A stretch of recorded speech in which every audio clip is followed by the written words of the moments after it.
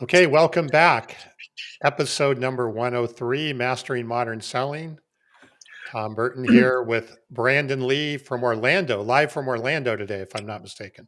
Live from Orlando today. And Carson is out traveling somewhere. I'm not sure exactly where, but he's not here. But we have yet another amazing guest. Richard Vickers, welcome. Tom and Brandon, thank you guys. And Carson, I think, is in Arizona. And I think he specifically missed today because I was going to be on here. So I think, he said that. He's like, I didn't really have anywhere to go, but I'll just go to Arizona because Richard's going to be on today. So. Oh my goodness. Well, thanks for allowing me to No. jump in and be a part of the conversation, fellas. That's going to be his loss, Carson's loss. So, That's right. Richard, I'm so excited for it. I mean, you and I did our pre-show call. Gosh, it feels like 2 months ago. Yeah. But I was so excited after that call. I mean, it was wonderful to meet you and get to know you. And we're going to have some fun today. We're going to have good conversations. So I think Bob, welcome, Bob. Good to see you. He thinks you're a radio voice. Excellent. Yeah, I get that all the time. My mom, at one time when I was 12 years old, I think I was upstairs doing my radio and television voice, and she told me what I thought was a compliment. She said, "I'll be so glad when you grow up someday and you're on radio or television." I said, "Mom, thank you so much." And then she said, "Well, at least then I can turn you off." And then I realized, that was not a compliment. It was half and half, I think. Yeah. Always count on moms to give those like backhanded zingers. Yeah. Well, hey, Bob said you had a radio voice. Bob has often said that I have a face for radio. So it's a much better compliment you got. I'm not so sure. So we're going to dig in today, Richard, and talk about your background of sales training, personal brand training, working with salespeople. I think there's some real tangible things that people are going to be able to take away today, which we really like. Kind of just start us off a little bit about your background, what you do currently, and then we'll jump in here.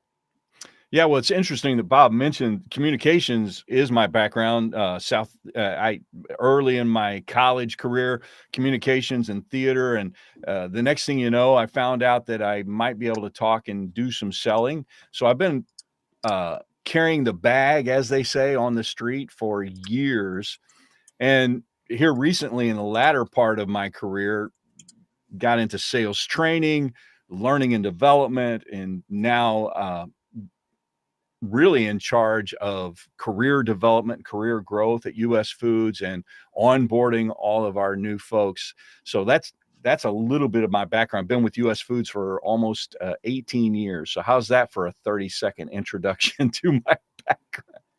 Wow. So you currently at US Foods, as you hire new salespeople, you're helping them kind of get indoctrinated and training them on, and is it all parts of sales, inside, outside, or?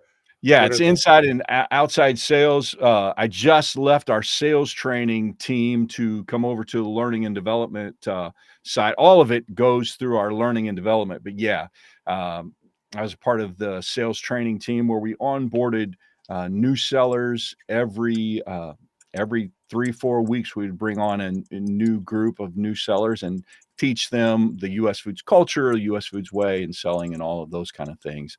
I find it interesting, Brandon, you probably appreciate this. I did a little research several years ago and this is according to Amazon, right? There's about 100,000 books, probably over that now, 120,000 books that you can buy currently in print about sales. So if you bought all of them, I figure up, $20 a book, somewhere around $1 million you would spend on all of these books. But that would be a bargain for all of us on this call, because companies and corporations across the world spend about $2.5 billion a year on sales training. So you could buy all the sales books for about $1 million, or 2.5 billion, all of the corporations, we're talking Granger, we're talking John Deere, Harley Davidson, cars, pharmaceuticals, food sales, 2.5 billion a year on sales training. that's a chunk of change. Yeah, Yeah, it is. that's a huge market. And I find, I mean, this isn't totally on our agenda, but it just made me think that I find it's kind of like sales training and personal development. It's like we read, but we fail to implement. Like, I mean, I've been telling my kids who are in college, it's like, I've got my 3 key books that I read and I keep reading them over and over again. And I just realized after all the years of having so much pride in how many books I read per month, Yeah. realizing I was completely full of crap because I retained nothing. I was just reading pages. And now I have like 3 books that I just kind of keep rereading over and over again Yeah. and trying to go deep instead of wide. And I think in a lot of cases in sales, it could, find one person that you like and follow and kind of take their stuff and follow it, become more disciplined. Yeah, John Maxwell is that person for me. I have his entire library. I love all of his leadership and communication stuff. Yeah. But for me, I've figured out that, and maybe this is an arguable point, and maybe somebody would disagree with me, but professional growth and professional development, most people use those words and those phrases interchangeably. But what you said is exactly true. Development refers to training or going to seminars or reading some books and get some certification. All of that's great. Growth is when you push through that or apply those learned results and actually put it into practice, and you start practicing it each day and you start getting results and maybe some promotions and job changes like Carson talks about. So development refers to those actions that create growth. Maybe that's my working definition today. I'm Yeah, not sure. you sound like our friend John Maxwell right there. I maybe I picked that up from him. I'm not really, maybe I should credit him just in case.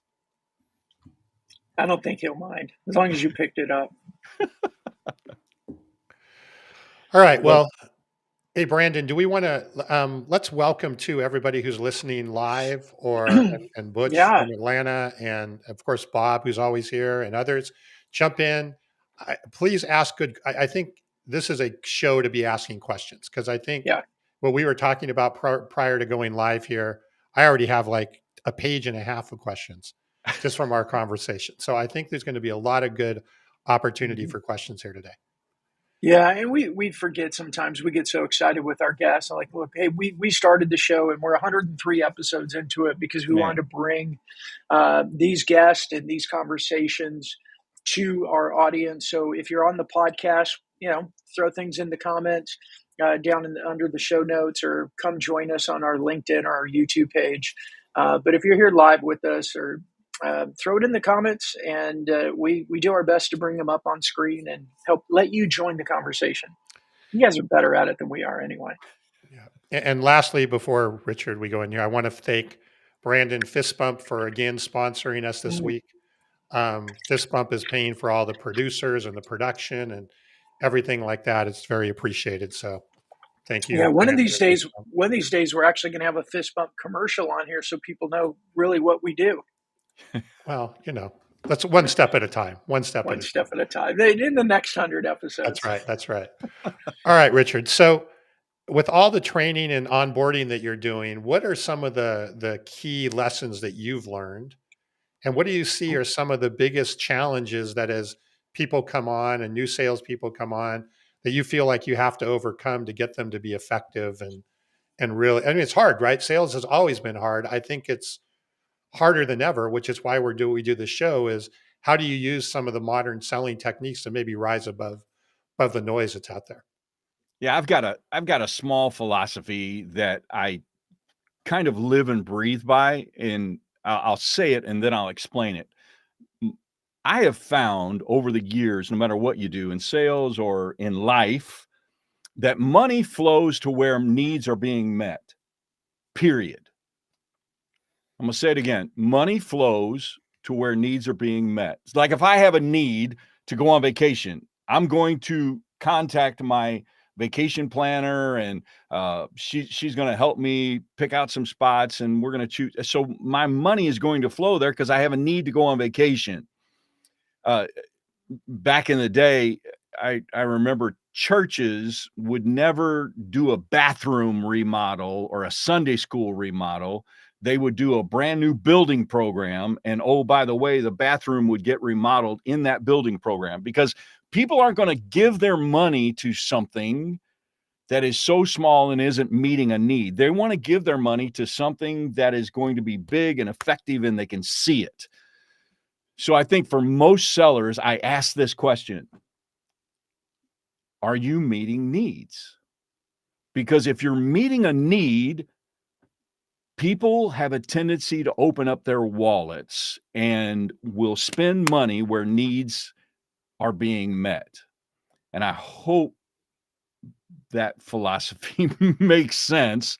And I hope it hits home with somebody, because a lot of times our new sellers will get so mixed up in the systems and the process and all of the things. When you leave a client or a new prospect, ask yourself the question: have I provided any value, and am I meeting any needs? Interesting. So I have a question for you related to that in your current job. And I apologize if I don't. So US food, right? Your customer is what? Commercial Yeah, food, restaurants, things like that. I assume like Cisco and those types are your competitors, or the. correct. So what would be how would you take, if I was being onboarded, how do you help somebody that's, kind of in like a commodity type of situation there, really position that value and show that, hey, why would you buy from me versus a competitor?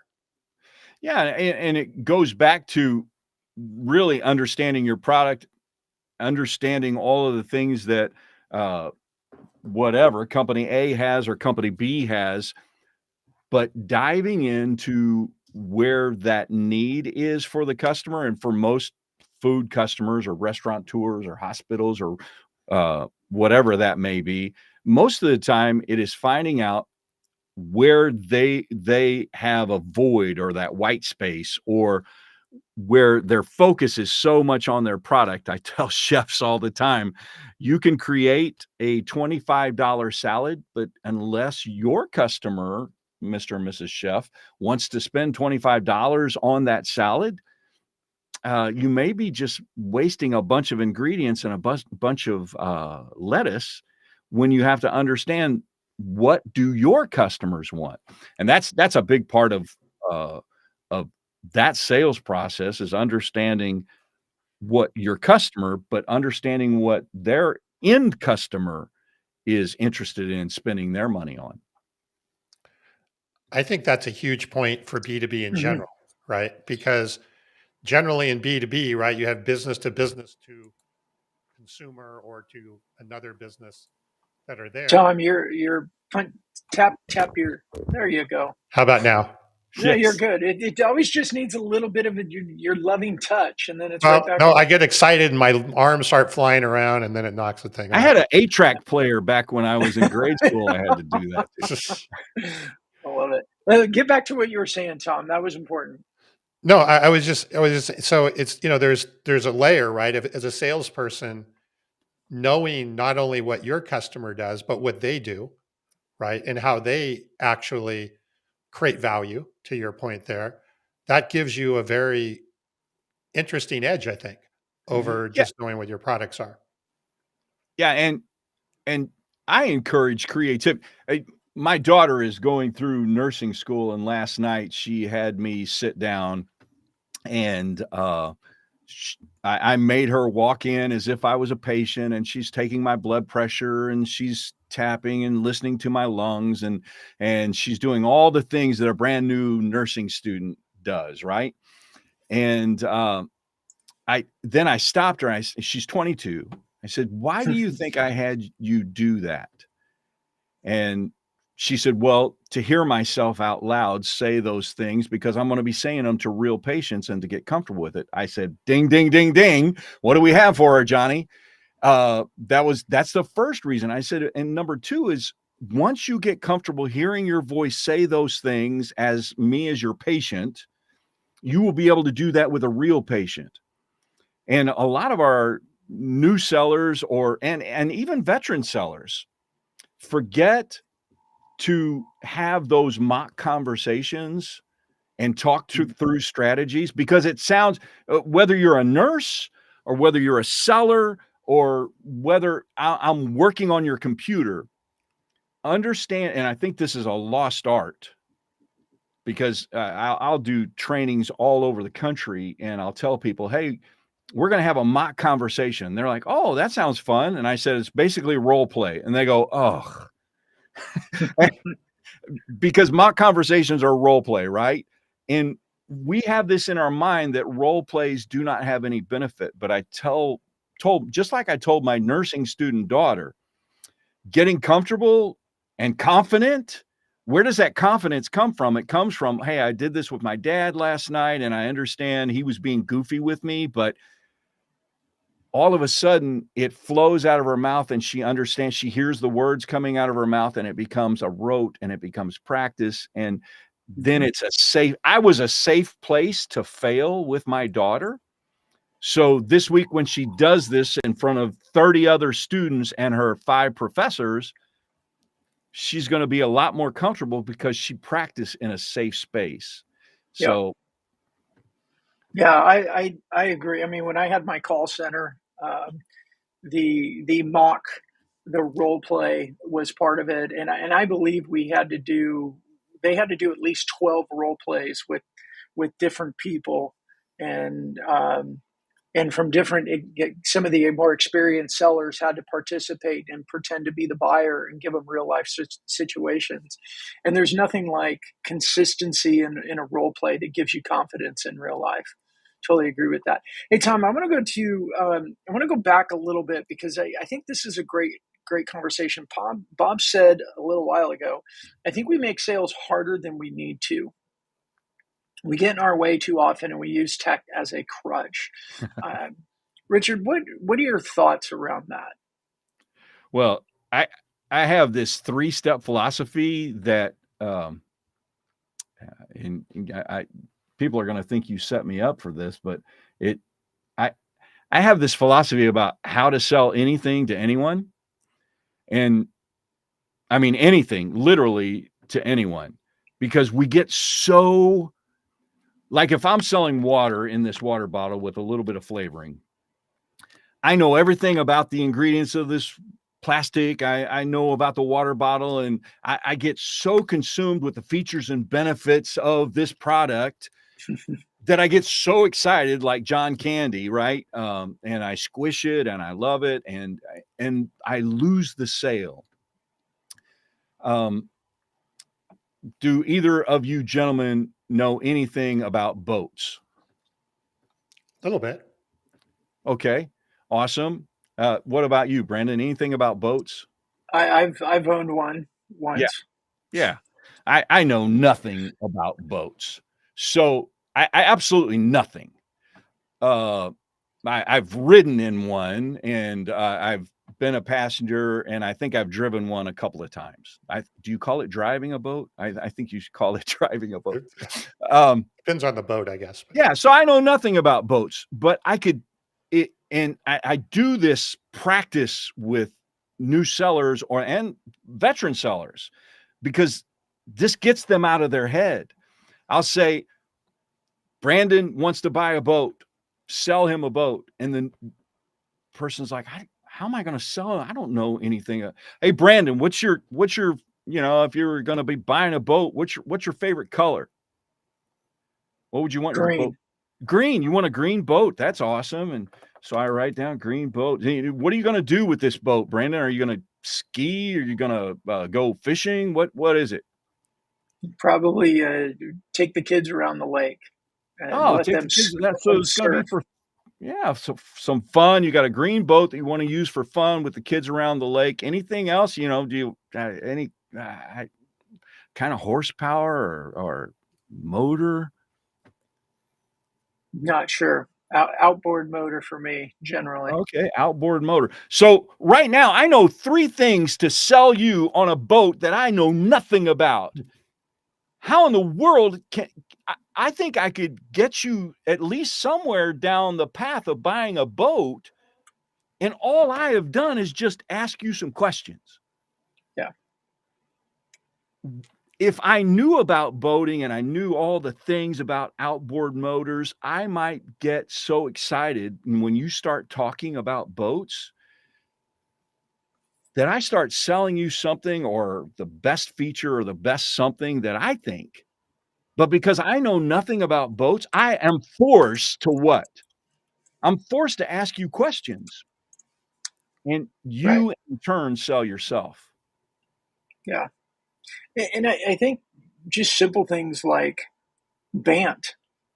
I learned that early in my career, and then somewhere in my career, I thought I was too good for it until I realized that it's such a foundational tool to use to ask the right questions and learn about the buyer and about their need and about their timing and about who's on the other side of the table and a lot of the information I need to know.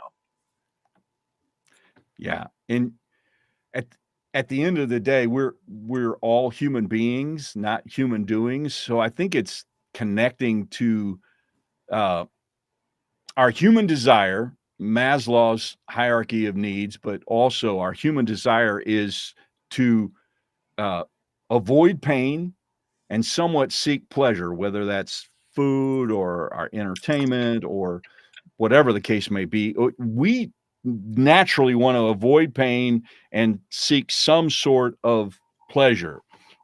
So I will trade something of value like money or currency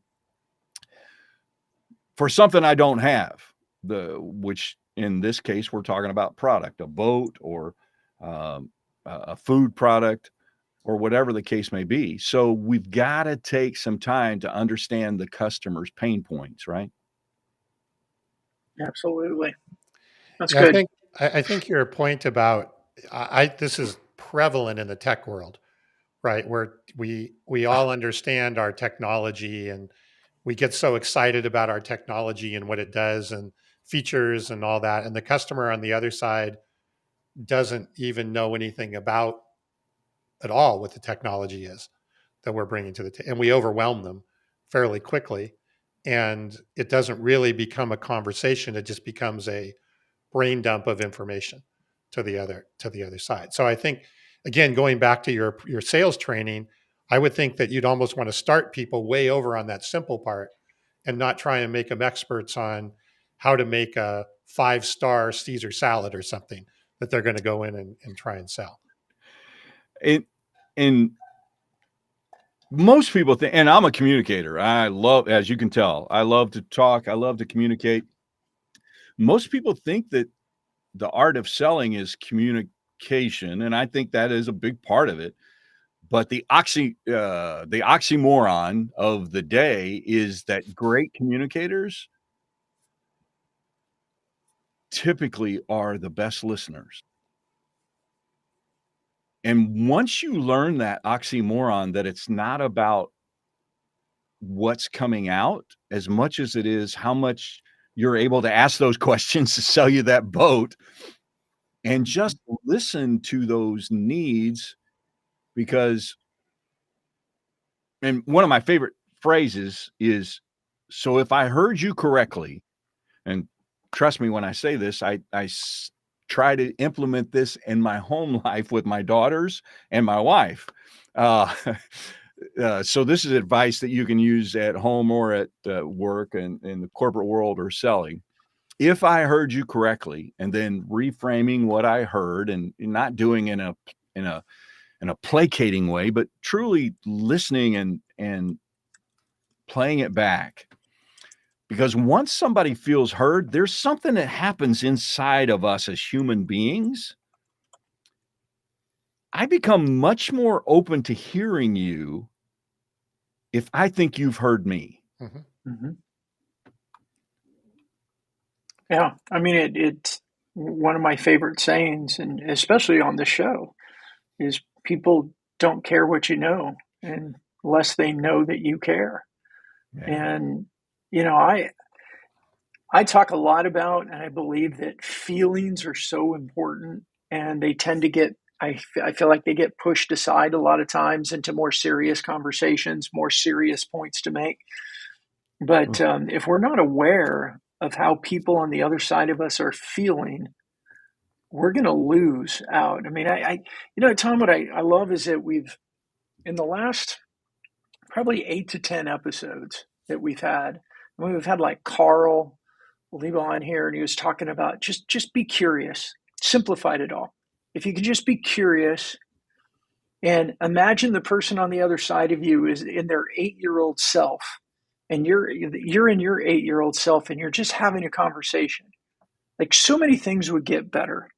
You know, I feel like we just keep getting simplified. Like we came out of the teens and coming into the 2000s, we had all this hype around venture capital and private equity and tech and startups and entrepreneurship, and everybody was fighting to become the next freaking unicorn. And now we're Oh, just really coming back to, hey, you know what? It's all about people. It's all about conversations. I mean, I love what you said, Richard. The best communicators are the ones that listen most. I mean, I think that's why God gave me big ears to keep reminding me to listen more and talk less. But yeah, I really appreciate you saying that, and just getting back to the simple. well, and I read this, and I wish I could credit it someplace. Uh, uh, Warren Buffett was at a conference of 26 to 36-year-olds, and arguably, and I'm sure there's others, he's one of the richest investors and definitely wisest investors, businessmen of at least my generation. And he was asked to speak to this group of 26 to 36, 40-year-olds. And what was interesting is they have the Q&A at the end, and they said, Mr. Buffett, one piece of advice for this generation. What kind of advice would you give? And man, the place supposedly got super quiet because most people are thinking he's about to drop some, you know, a Stock stock tip. tip. Yeah. He's going to drop some kind of financial investing wisdom from the man himself. And as only he could do, he said, I just would love it if all of you in this room would learn to connect human to human and learn to become a world-class communicator. Hmm. You could have heard a pin drop, just a hush over the room. So think about that. Learn to connect human to like what we're doing, connecting human to human. I barely know the two of you, and already I feel a sense of trust and a sense of admiration and connection. But learning that is a lost art, and communicating is a lost art. You know, that reminds me of this. Do you guys know who Henry Kravis is?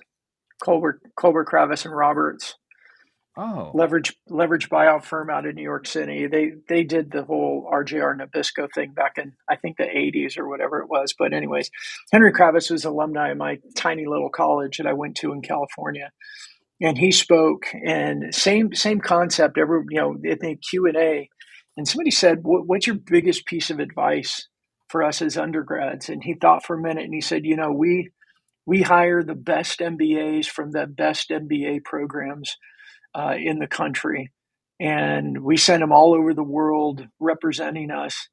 And he goes, "But here's the one thing that they're really, really poor at: they don't know how to connect with other people." mm, It's like, so if you guys could, you've got to figure out how to communicate and how to connect with other people. And that was 30 plus years ago. And I remember sitting in the audience going, and I mean, I changed. I mean, it was a liberal arts school. So instead of a business program, I was on an economics program.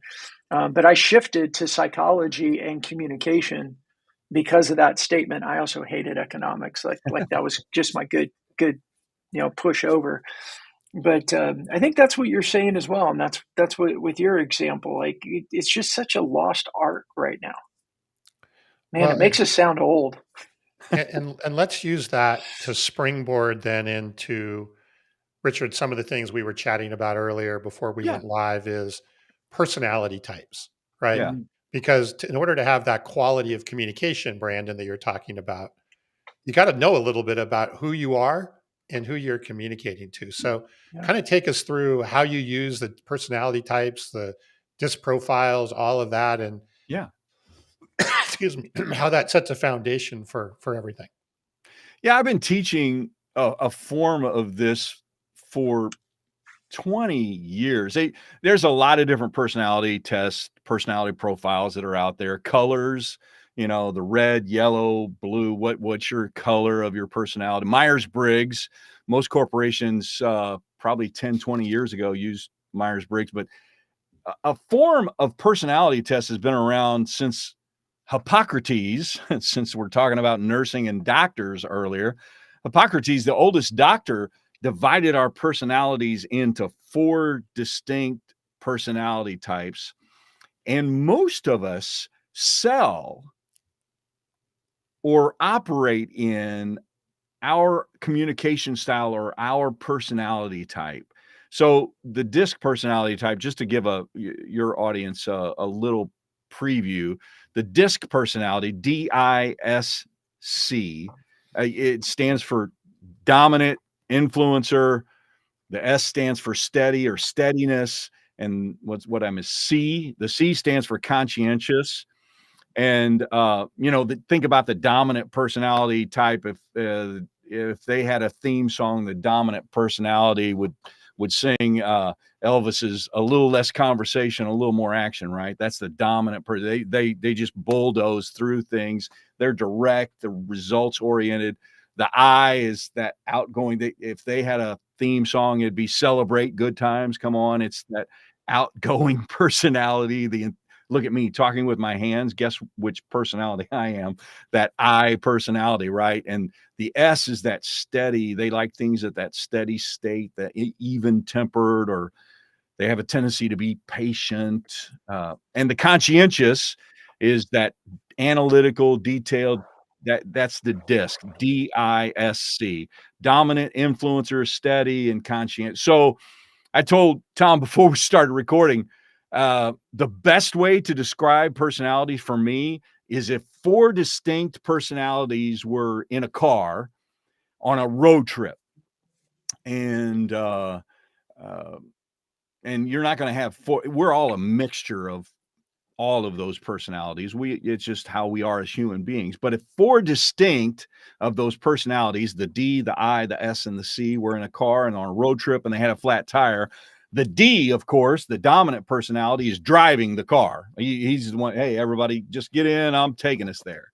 And he gets out and says, hey, we've had a flat tire. This is what we need to do. And so the S, that steady personality, they don't like chaos. So the S are even tempered. They're accommodating. So they say, hey, I've got AAA on my phone. Do you want me to call them? Or can I put out the road flares? What do you need me to do? And the C gets out their Excel spreadsheet and says, now, wait a minute. We're going to miss 2 bathroom breaks on this trip now. That conscientious personality is like, okay, we're going to have to drive 80 miles an hour instead of 75 miles an hour to make it to our lunch appointment that I made last week for this trip. And they're precise. They've got system. The C, that conscientious, man. And of course, the I grabs their iPhone and they're like, hey, everybody get in the picture. Come on. This is awesome. I'm live streaming this right now. This is just an amazing thing. So that's the 4 distinct in a very short 2-minute story of the personality types. And all of us have a tendency to sell in our type. It took me a long time because I was an I personality, that Mhm. influencer personality. And so I thought everybody wanted me to come in and sell just bombastically until I ran into a customer that was a C personality, that conscientious. They were analytical and they wanted all the details. Now, if I was selling to an I, it was great because I could come in and just, as they say, smoke and mirrors. But a C personality wanted me to say, hey, how's this going to end up on my bottom line? How's this going to profit my business? How is this going to work into my new menu? What kind of profit margins am I going to make on this? Now, the D personality, if I tried to get way too off in the weeds, that dominant personality, they want to know, give me the facts, what's in it for me? I want to know what's the results. Now, I'm either going to make the decision real quick or get out of here. And the S personality wants you to get to know them. That steady personality, they're more even-tempered, and man, I notice how I changed my voice. Even talking about the S person, I even lower my voice and I slow my pace for an S personality because my I personality, that outgoing enthusiasm, man, the S start physically, they even in a room start backing up.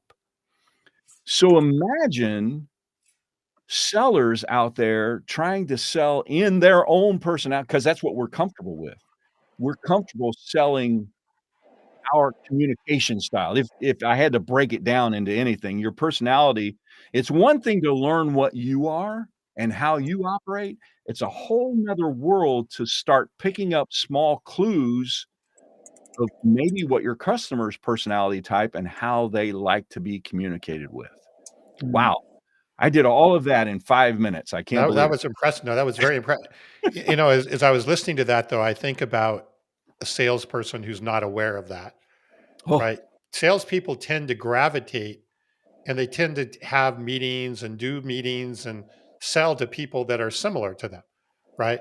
So if you like to go to lunch and I like to go to lunch and have a yeah, good time, I'll tend to call you versus maybe 10 other people that are on my list that I really should call and go visit or they're there, right? So you tend to gravitate to those people that are similar to your style.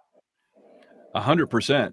And I try to have like one of my best friends in the world, he is a C personality. And the reason why I gravitate towards him is that I have learned that if I just surround myself with a bunch of I's, then we party and laugh and have a good time and we're enthusiastic, we're high spirited, but we miss all the details. So as you mature in your growth, not only as a human being, but as a seller or in your workspace, you start seeing the giftings and the strengths and the communication style of other people, and you start realizing they can help me. Yeah. No, in fact, that opens the door up to the more higher quality, I think, communication that we're talking about before. And, you know, you hear this a lot, right? I mean, US Food ultimately is a distributor, right? And Correct. I have a software company. We sell entirely to wholesale distributors. So a lot of what in that world, the wholesale distribution world, it's all about increasing the wallet share, right? How do I get more from that customer? How do I find the white space, if you will, where there's opportunity? And a lot of sellers tend to shy away, if you will, from really what could be very, very large white space opportunities or wallet share opportunities just because they don't feel comfortable on who they're talking to. But if you just do that quick evaluation that you're talking about there, it kind of, oh, okay, I can go do this, right? This is, they don't have to be your best friend, but you can have a high quality business relationship with them. Yeah, and Brandon, you mentioned this a while ago, the C-suite. I'll never forget, there was a president of a company that I was trying to make inroads with and just really trying to develop a relationship. And man, here I am, I influencer personality. And I remember, man, knocking on his door. Hey, did you see the game this weekend, Charlie? It was amazing. I was like, oh my God.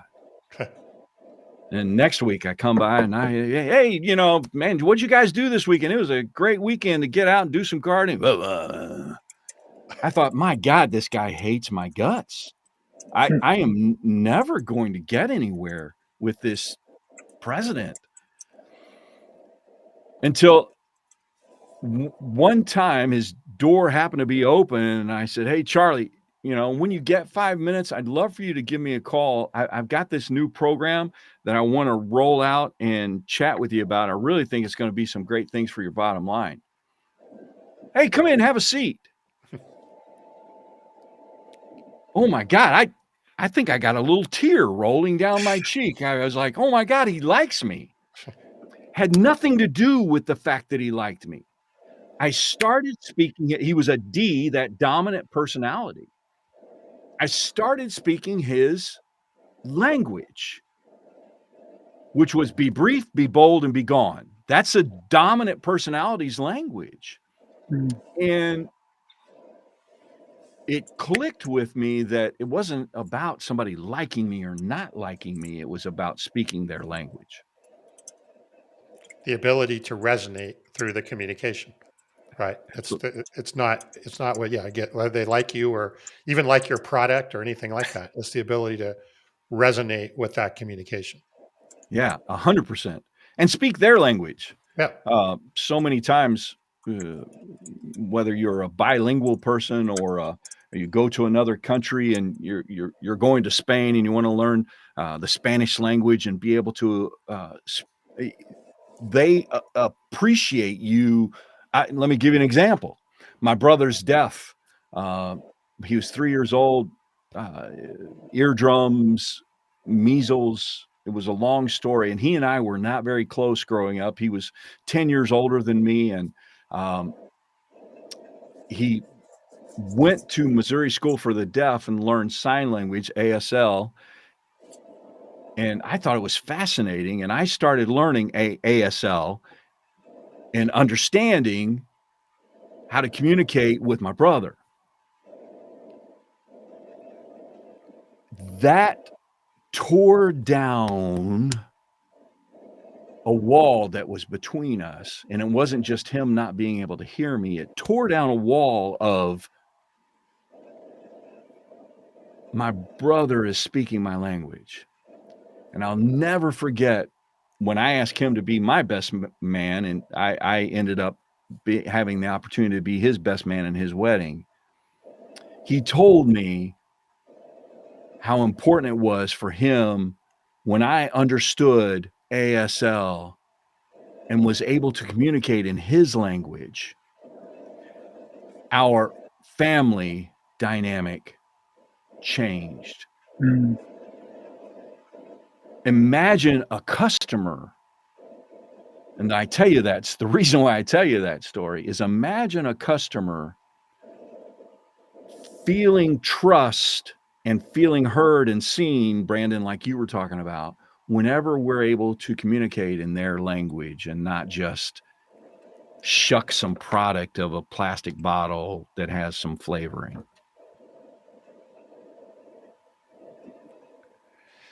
So We could end right there if we wanted to. That was so good.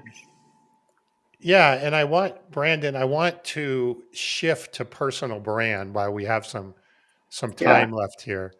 But Richard, tell me, you use a different wording, but I'm going to say the same thing. Tell me if this is what I've been hearing for the last 45 minutes, right? Is Bluster. right. No, really, and I think this would be the core of probably how you onboard a new salesperson, right? Understand who you are, understand who you're talking to, learn how to communicate between those different combinations between you and the others that are there. And going back to your simplicity, thing of before about keeping it with a boat and all that stuff, just keep it simple and listen, right? And if you train, I would think that you could take really anybody who doesn't had no sales experience or whatever and make them reasonably effective with just those things. Am I hearing you right on those things there? Oh my gosh. Thank you for I'm a C, by the way. I appreciate my C's. Right. Tom, you're probably writing down notes and figuring out where in the world is this I personality going, and you probably have all the details laid out for me. You're exactly right, because like Brandon was kind of alluding to before, so many times we overcomplicate things and we make the complex even more complex. And in my mind, and maybe it's because I'm just never the smartest person in the room. I never have been, and I never want to be. But I try to make the complex so simple because I have to understand it. I have to be able to connect human to human. And again, part of that is because of my I personality, that influencer personality. So I have to have details in my life. They've become my friends because I know I'm a mess without details. And so I've learned that that's a weakness, and I've got to shore up that weakness in order to operate in my giftedness, which is what I've done for the last 45 minutes. And so I think you're exactly right, Tom, is taking all those tools and utilizing those to connect human to human. And once you do that and you're very sincere and genuine about it, I think that's where the gold is, and that's where the relationships thrive. That's if you are selling something, I think that's when I get my wallet out and I open it up because I start to see value in what you're bringing to the table. Yeah, and I think you also build trust, right, at the same time along the way.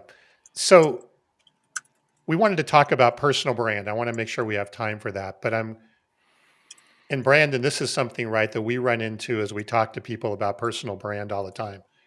I would Mm-hmm. think it's the I to your personality.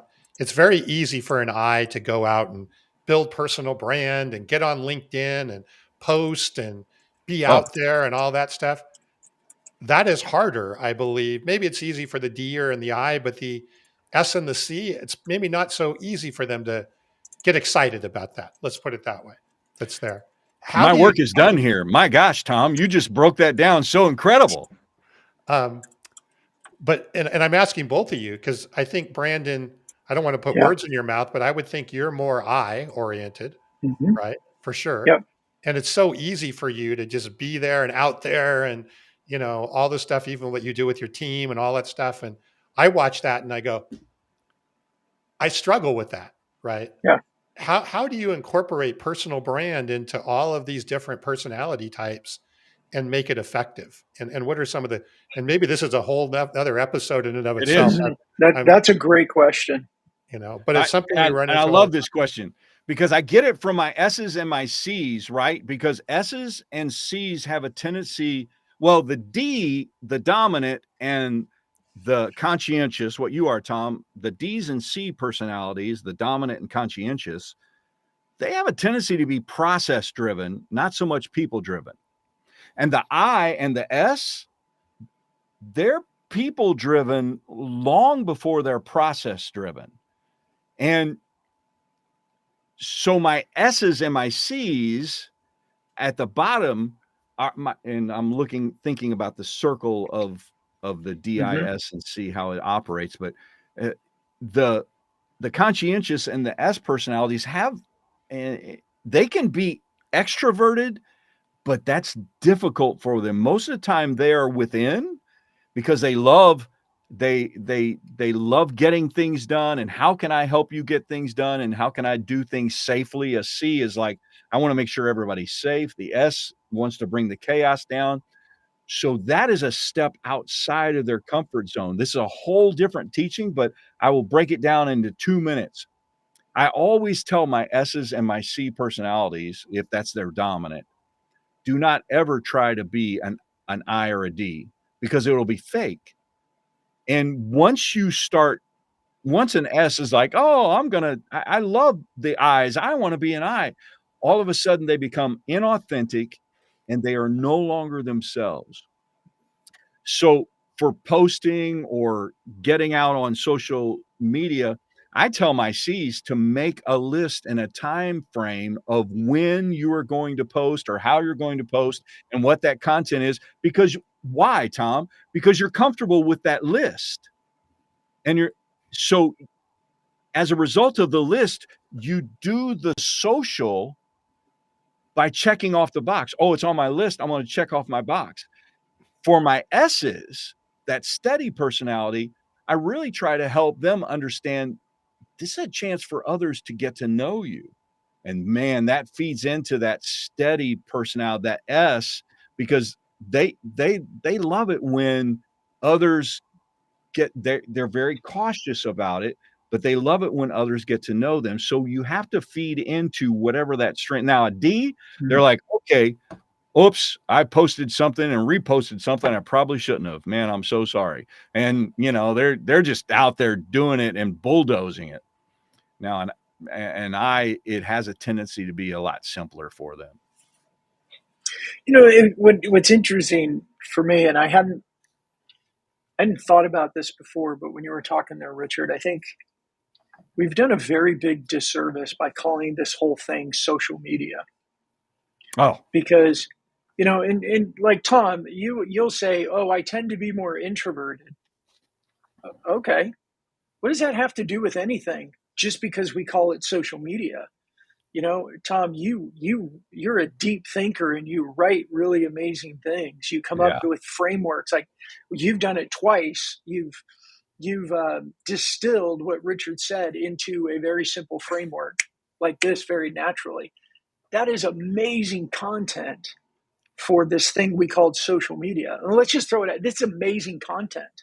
Yeah. It's a gift that you should be sharing more publicly and maybe more widely. I'm trying to be very cautious with my words to not use social and public and anything that leads toward this difference between extroverts and introverts.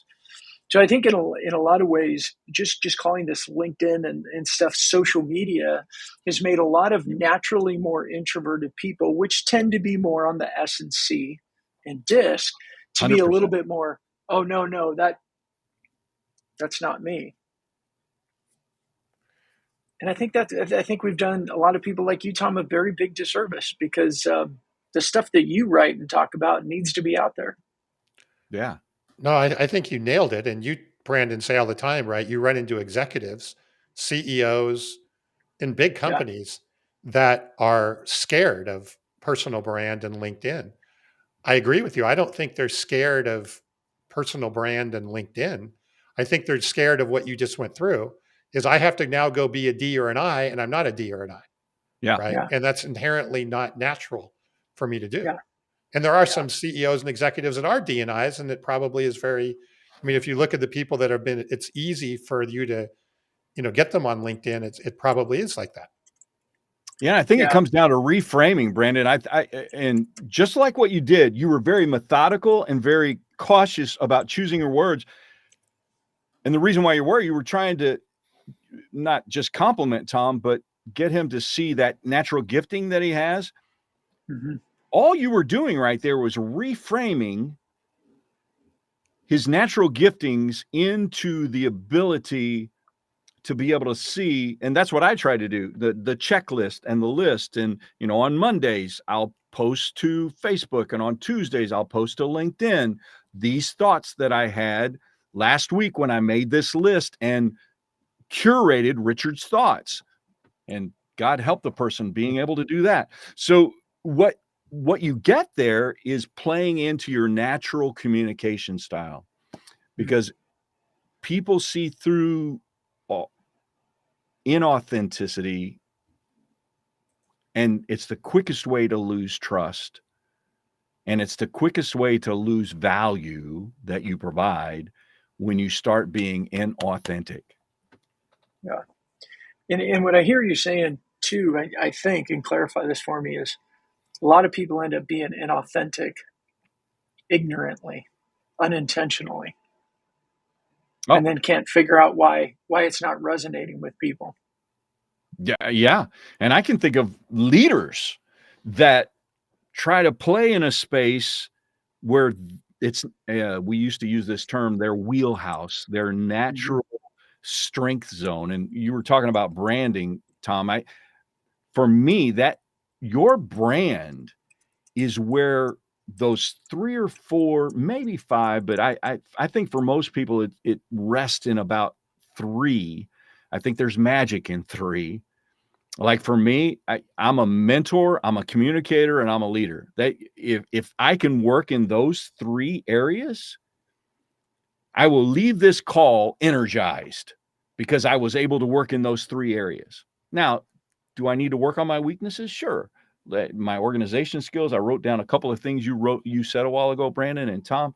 And so I work on those things, but to play in that strength zone. And I've watched leaders try to be something they're not and play in a different arena, and it comes across clunky, and it's hard to build trust when that inauthenticity is there. Yeah. Brandon, do you think that concept will help people get more comfortable with LinkedIn? I Yeah, I think want to. I mean, I think there's something there. I had a big aha moment listening to Richard say that while thinking about you, and I want to play around with that, and you will probably be able to help me distill that into a framework very quickly. But I think there is something there with especially senior leaders who tend to be more, well, Richard, you tell me where they tend to be. I mean, I don't think there's any like more prevalent personality type for CEOs, but I do think that there is when I talk to CEOs about LinkedIn, the first thing they tend to say is, "Oh, I don't have time for it." And Sure. you start digging deeper and it's like, "Well, I'm not really sure what to do." And then you dig a little bit deeper, and that's when they kind of look around to make sure no one's listening. And they go, "Honestly, it scares the crap out of me to do it wrong, Right. right? And lose my reputation." That's really where most CEOs Yeah. look at LinkedIn. Yeah, that So, D and C side, and I talk to presidents of organizations and work with different CEOs from time to time. That dominant personality is what drives them to the top. And you think about the dominant personality, they're driven, they push, they want if it's a DC personality, they want perfection, they push for results oriented. And so taking a step back or having that time to do that, then you start getting into some fears of failure, fears of looking weird or vulnerable or looking a certain way. And I promise you, I'm not going to use this word to brag on my vocabulary, but there is a word called atelophobia. And and the reason why it's at the top of my mind is because when you teach on the whole topic of putting on a mask or a fear of uh, being something that you're not, it's really the fear of imperfection or the fear of never being good enough. And that atelophobia is real even for the people that are in C suites. Uh, mhm. and cutting through that is so important and helping people understand it's just another venue or another way where people can grow with you and see a different side of you. Brandon, I think what would be a really interesting episode, and I would love to make sure Carson's here for it, is get Christy as well, Christy Jones, Mhm. who talks a lot about superpower, and you're finding your superpower and discovering your superpower and kind of mirroring that with some of the things that we've talked about here. And I think what I'm seeing, of course, is a framework that could be created here, or a system that could be created here that would really help to overcome some of the resistance and hesitancy to quote unquote the personal brand. Because we've talked about it over and over. However, you end up doing that, that personal brand and the reputation and everything that you build with that, that'll not only help you in what you're doing right, it carries through your whole career. It carries through your whole business life. And it's an area that I think is still perceived as, oh, that's for somebody else. It's not for me. And I think there's some really good, Brandon, as you said, the last 8 or 10 episodes, we could end up having maybe a super panel of some people to really go through some of the stuff Mhm. that's there. Yeah. Yeah, my brain's going in lots of different directions on how we we look at, so Jeremy Kubicek's a friend of mine, and he and his partner with Giant Worldwide, he said something years ago for me. It's really simple, and it's always had this profound effect. Is you've got to two things, and I know John Maxwell says something very similar, but you got to know yourself to lead yourself. And then the second step is you got to know what it's like to be on the other side of you. And that's really the one I wanted to get to. What's it like to be on the other side of you? Take that time. And I think that's really what we've talked about today is, as a seller, do you know what it's like to be on the other side of you? And simultaneously, you got to be on the other side of your buyer. And you have to be the one that adapts to their style, because they're not going to adapt to yours. And it doesn't mean being disingenuous. It just means to be flexible to meet their needs and show up in the personality, or let the personality trait lead that needs to lead, even and especially when it's uncomfortable. One quick story, and I'll close with this. Gentlemen, thanks for allowing me to be a part of this conversation today. But you just remind, I worked for an advertising agency right out of college, and I'll never forget going to a customer to try to sell them, and I couldn't get anywhere with them. And they kept talking about their former salesperson that they had. And I again, being the dumbest person in the room, I just asked the question, and it opened up Pandora's box for me, because I said, what was it about that salesperson that you liked? How did they sell you? This person just opened up, and I was just taking notes. Imagine going to a customer and asking them, how do you like to be sold? Yeah. I thought that's where you were going. And well, I don't like to be pushed, and I really want to be safe with my decisions. And they just start telling you, well, for me, it's all about value. I really want to learn about the product or whatever it is you're selling, or the boat. And so that question, what's it like being on the other side of me, really is a great question to ask your customers. Hey, what's it like being on the other side of me? What do you see when I come in? Brandon, that sounds like a great LinkedIn post right there. I can hear you typing already. He's already I, writing the post. See? I'm writing notes. So, Yep. all right. Yeah. That was Richard, good.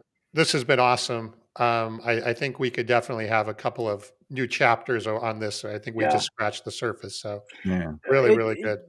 Can I share this with everybody too? I mean, I think that this episode was deeper and meatier than a lot of them, and I feel like our episodes over the last 8 to 10 have gotten there too. We've gotten deeper, but there's this recurring theme of you got to do the work. I mean, Christy's been talking about with her new book, like, you've got to do the work. Carl was talking about that. I'm just blanking on his name, and I can picture him. But anyways, we started talking about that over the last probably 8 to 10 episodes, and it just keeps coming back to this recurring theme of you got to get in and do the work and understand who you are, understand how you're showing up, and get better at showing up in different ways for different people. I mean, that's really what it seems to be coming down to. I think you nailed it. What a great way to close, because it's a journey, and we say that all the time, that it's a journey, and it's not just the journey. It is understanding where you are at in the journey, and the roadsides along the way, and the signposts to take you to where you want to go, because the journey never ends. So taking that time and understanding where you are at in the journey, and what turns you need to make coming up. Mm-hmm. That's so good. All right. Well, again, thanks, Richard. Brandon, any final words before we wrap up? No, I want to finish up so I can write some more notes. That's right. Yeah, Yeah, I think my final word would be, hey, everything I talk about is around like this personal branding. And Mm, it's not because, personal brand is so important. It's because our network is our net worth. And I know that that's really trite, but everything that we should be focused on is how do we know more people, and how do we become more known by people, especially in our industry, because it's through those relationships that opportunities happen. And everything we talked about this today relates to every single element of that. I think this was really important. Richard, I knew when we did our pre-call that I liked you, and this was going to be a good conversation. But man, my respect for you, and my desire to keep up and be in relationship with you is even higher now. So yeah, thank you so much yeah. for Well, I've followed you guys and watched a lot of your podcasts and seen some of the work that you put out. Feel like I've known Tom forever, and Brandon, you as well. So thanks for allowing me to bloviate this last few minutes and allowing me to just kind of riff with you. As you can tell, much of this is my passion and it's my life's work. So thank you both. and thanks for that at the end. I know we keep trying to end, but Tom, did you hear what he said? Tom, I feel like I know you. I know. I know. And I'm that is telling you one this of this social media stuff works. Yeah. Yeah. This, the two qualitative goals that we have around using all of this LinkedIn platform stuff Mm, is that the people who you want to know or be known by, where you want your influence, that they will say, number one, I see you everywhere. That's our rise above the noise. And then most importantly, I feel like I already know you. Because then when you pick up the phone and call them, or you send them an email, or you run into them at a trade show, or you knock on their door at their office, what are they most likely going to do? Because they see you everywhere and feel like they know you, they're going to go, I know oh, you. Tom, come on in. Right. Yeah. And That's that's exactly. all we're trying to do. That's all this whole LinkedIn social media thing is about. How do we accelerate that by using this crazy stuff called content?